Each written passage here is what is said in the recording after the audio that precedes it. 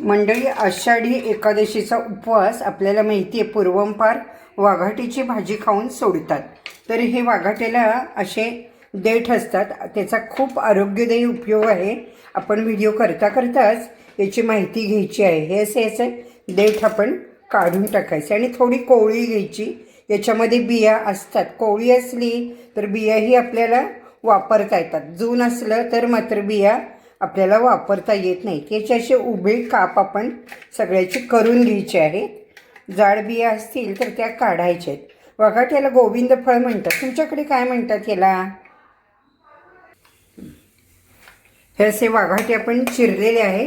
हे आता आपण उकळत्या पाण्यात घालायचे. तिकडे पाणी आपण उकळत ठेवलेलं आहे. त्याला बिया असतातच. अतिशय पौष्टिक भाजी, निसर्गाने आपल्याला या फळभाज्यांचं वरदान दिलेलं आहे आणि आषाढात मुद्दाम खावी अशी ही भाजी आहे. इथे झाकण ठेवायचं, थोडंसं मीठ घालायचं, म्हणजे याचा उग्रपणा कमी होतो. 2 मिनिटात ही वाघाटी बऱ्यापैकी शिजलेली आहे. उग्रपणा कमी झालेला आहे. आपण आता ही काढून घ्यायची. आता इथे आपण तेल टाकले की मोहरी, हिंग, हळद फोडणी करून घ्यायची. यामध्ये आपल्याला कांदा घालायचा. वाघाट्याचे उपयोग भरपूर आहे. मुख्य म्हणजे लहान मुलांना जंत होतात त्यावरती आहे.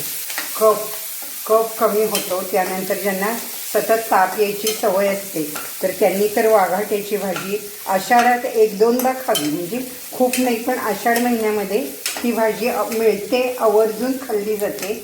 म्हणून त्याला आपल्याला चव चांगली येण्यासाठी काहीतरी करायला लागतं, कारण ही तुरट आहे. आता इथे आपण ना 2 असे लसूण घेतलेले आहेत बघा, आणि ते मी बारीक करून घेणार आहे, कुटून घेणार आहे. त्याच्यामध्ये आपल्याला थोडंसं असं जिरं पण घालायचं आहे. लसूण आणि जिरं आपण बारीक केलेलं आहे तेही घालायचं आहे. त्यानंतर आपण इथे मुगाची डाळ भिजत घातली. कुठली डाळ तुम्ही घालू शकता, मी मुगाची घातलेली आहे. आपल्याला असं घातलं की चवीपुरतं इथं मीठ घालायला लागतं. कांद्यातच कधीही मीठ घालावं. तुम्ही खरोखरीच आषाढ महिन्यामध्ये 2-3दा करून बघा, 2 वेळा तरी प्रत्येकाने एक छोटं वाघाच्या घरामध्ये खाल्लं पाहिजे, एवढी करायची भाजी. आता आपण हे वाघाटे यामध्ये घालायचे. ते आपण वाफवलेले आहेत. साधारण 5 मिनिटामध्ये हे शिजणार आहे. थोडंसं आपण लिंबू घालूया. वाघाटे चवीला तुरट कडवट असतात, पण आपण कसं कारल्याची भाजी तर खातोच ना, तसं ही अतिशय औषधी भाजी आणि फक्त आषाढ महिन्यामध्ये मिळणारी आहे.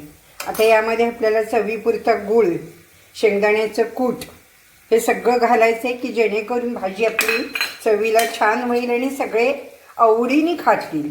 तुम्ही नक्की करून बघा आणि ती पावसाळी भाजी कशी झाली आहे हे कमेंट्समध्ये सांगा. लाईक करा, कमेंट्स करा. साधारण आपण 2 ते 3 मिनिट इथं झाकण ठेवलेलं होतं. आता आपण त्यामध्ये गरम पाणी घालायचं आहे. गरम पाणी घातलं की डाळ वगैरे व्यवस्थित शिजेल. 5-7 मिनिट तरी हे शिजण्यासाठी असं आपल्याला ठेवायला पाहिजे.